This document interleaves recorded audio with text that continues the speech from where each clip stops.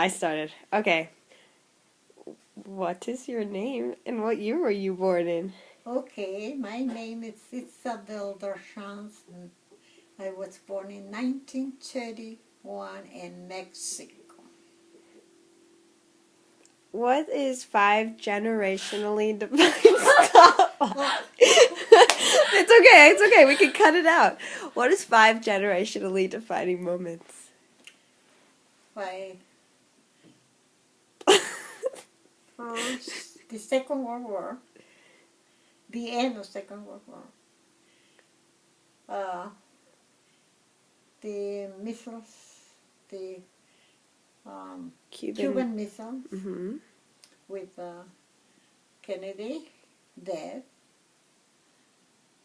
Mandela being in jail, and they reached the moon. Okay. And the Vietnam War. That's it, bye. Okay. Sorry. Okay. James. Do you remember the events that happened the day the war ended? The Second World War ended? Yes, 1941. 1941, 1942, around there. Did you go to school? Yes, I was in junior high. What happened the day the war ended? That day, what happened that day? How did you find out? Because I had a friend who she was an American, and she was going to school in Mexico, and she came and she was so happy because she had some brothers and the war and the front, as you call, and because they were in and they were going coming home. Oh, that's good. Um, did you? How did your family find out about the end of the World War? That was in the news and the radio. So were they? How did they? What was their reaction? Oh, we were happy. Okay. Did How did daily life change after the World War? Well, for us in Mexico, not too much. I think for United States was more. Okay. Because I came to this country when was 1955, after the war. Right. So, um, your life wasn't affected by the war that much? No. Okay. The next generationally defining moment.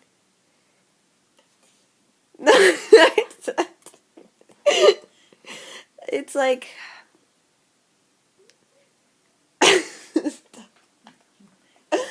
um when did you move to the United States? 1955. With your family? No, I came to learn English, I think so. So you're by yourself? No, my sister was here. One of my sisters.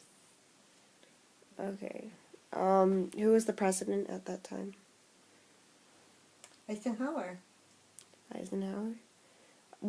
Did you watch the Kennedy and Nixon debate on TV? I don't remember, to be honest. Okay. But you approved of Kennedy. Oh, yeah. You liked him. Yeah, I like him. And he was the first Catholic president in the United States. And people was against that. I remember that. Okay. Do you remember the Cuban Missile Crisis? Oh, yeah. What happened? And that time everybody was so scared because they thought really we were going to be a war. But I think Kennedy was the one who stopped the Russians to bring all these missiles. And they went back. So, how did the Cuban Missile Crisis affect you and your family or people you were living with? Well, no, my family in Mexico, they get very upset about it, and they want me to go back to Mexico. They don't want me to stay here Right. because there was very danger, but I stay here, nothing happened, thank God. Yeah. I was married already when that happened. Okay. So, do. Okay, I'm really bad at this, but it's okay. I think that's it. It's okay. There's nothing else I can really talk about, You right? did 5 events. I'm not. No, that was. I'm getting there, Jamie. Oh. So the day the Kennedy was assassinated.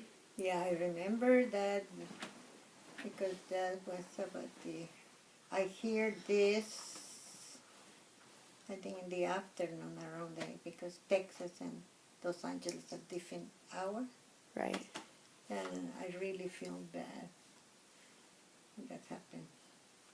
Did you watch footage? No, I just went to my neighbors and I asked, "You hear what happened?" And that was really sad. That was really sad.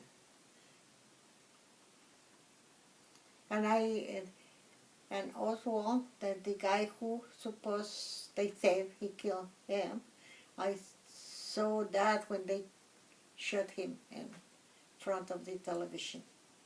You saw. Yeah, we were watching television when this guy, Roby, I think was his name, came over and shoot him right there in front of everybody. What was your reaction to that? You just open your mouth and hold your breath. What you can say, that was terrible. You always going to remember that, no matter how old you get. What are you doing? Jamie, what are you doing? Harry!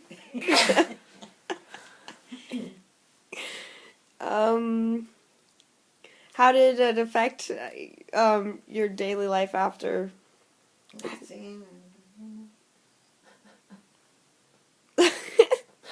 After that, after Kennedy, what's his name? The other one. Hold on, Jamie, you're gonna be in this footage. You gotta stop laughing. I'm sorry.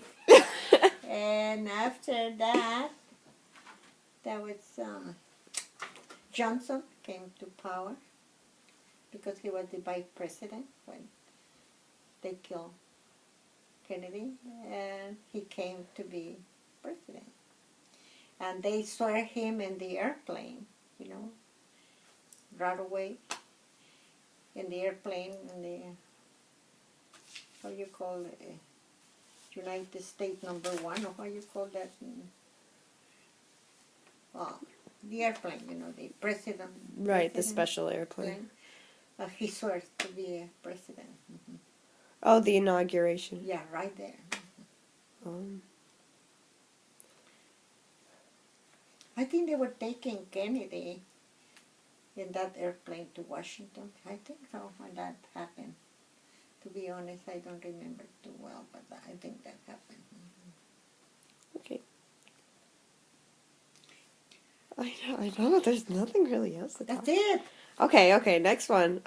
Vietnam War. I told you. Oh, Vietnam War. Yes, I was against